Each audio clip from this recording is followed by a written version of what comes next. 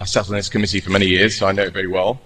I speak today, obviously I'm a Reform UK Barnet branch, but as a former, I was born in Edgware and I grew up in Edgware. I have many family in Edgware, despite the fact that so, Chair, councillors, formerly grew up in Edgware, and I sit here today as a man who once voted for the Barnet Local Plan as a Conservative, and I'd now like to personally apologise. When I voted for the plan 5 years ago, along with all of the others, I expected regeneration, not buses under tower blocks. No one said we'd be pioneering the first underground EV bus garage in a London floodplain under homes during a cost of living crisis. What could possibly go wrong? It's like watching someone build a barbecue on a petrol tanker next to a fireworks stand.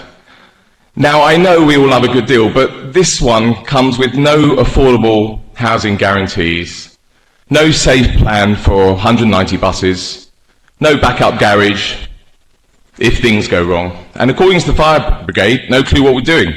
The fire brigade said it best: this could cause structural collapse of blocks above. And the council's response: we'll sort it out later. I'm sorry, but later is not a fire safety strategy. Let's not forget this monstrosity will overshadow the green belt, putting high-risk, high-rises next to Edgware's last bits of natural breathing space. And let's talk about the consultation. 2,500 paper objections weren't even counted, while 44% of the so-called support came from NW9. That's like asking people in Aberdeen if Edgware needs less parking. You have 1 minute remaining. Thank you. So, councillors, let's be real, this plan is like one of those flat-pack IKEA wardrobe. Massive, expensive, looks great on paper, but guaranteed to fall over if you don't follow the instructions.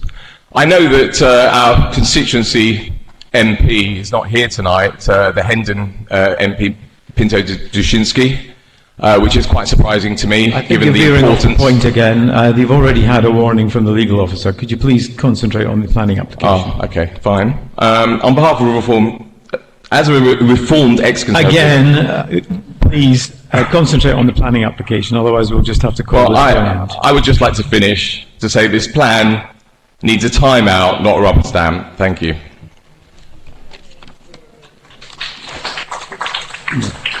Are there any questions for Councillor Shooter? Councillor Cllr. Yeah, Councillor Shooter, you are aware that part of the strategy, the fire strategy, is that unless the bus garage is signed off from a safety perspective and all the requirements are met, it cannot be occupied, and that the bus companies currently using it or in future using it cannot operate there because it will be part of their license. Well, I think this should be a non-starter because there's nothing like this that exists in the world. Apparently there is one in Helsinki, so perhaps all the councillors need to go to Helsinki to see if it's actually safe from a fire perspective. No one really has done this before. No one knows what can do. It could be a complete disaster. I personally think that we should look to do something that actually will regenerate nicely, not such dense tower blocks everywhere, that high rises. We need to do something that really is fits in nicely with Edgware, not Canary Wharf. Thank you. Are there any further questions? Councillor Cohen.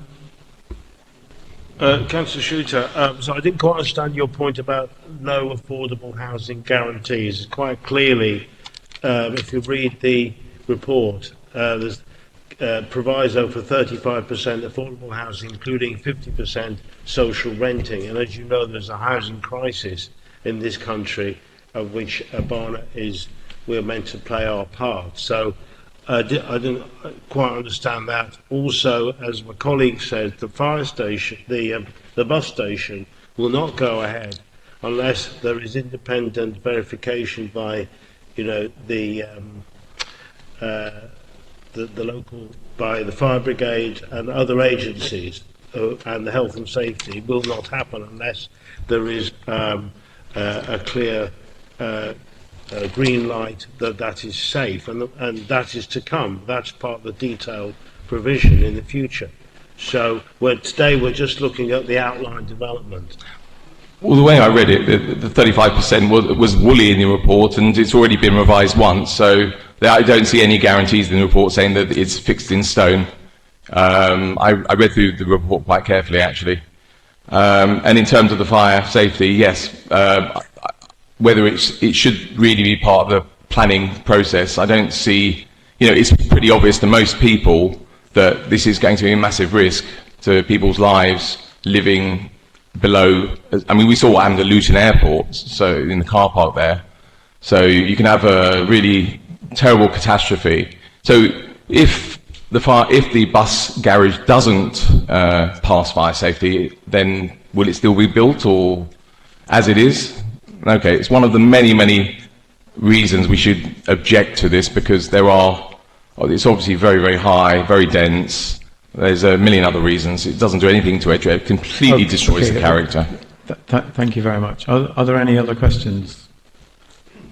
I guess my question's more for legal, but will we eventually, I guess we're going to talk to the agent at some point and we can address questions on this bus garage, which Councillor Shooter is raising, I think, valid points on. Yes, those would be questions we can put to the agent and we can put to the planning officers as well at the end of the meeting. Thank you very much. Okay, thank you.